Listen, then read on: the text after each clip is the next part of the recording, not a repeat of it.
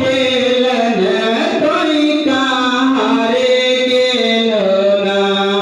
भैया जुआबा खेलन तोई कहाँ रे गेलो ना भैया जुआबे में कथी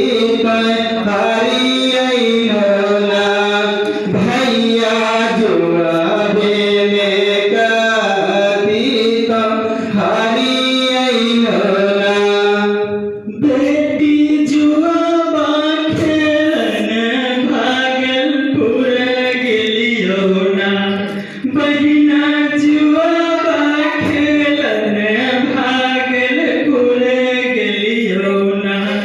बहिना तुहे जुआबा में तोरा हरी गेलियो ना बहिना तुहे जुआबा में तोरा हरी गेलियो ना भैया गैया भैंसिया के तोई हरी अइलो ना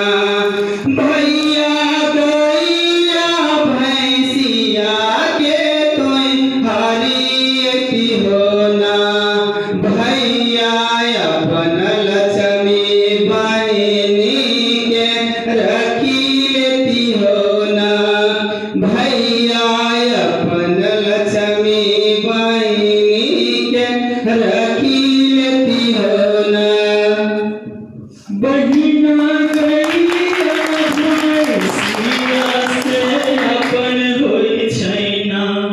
बहिना गैया भैंसिया से अपन होई छैना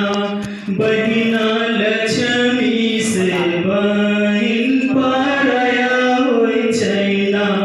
बहिना लक्ष्मी से बहिन पराया होई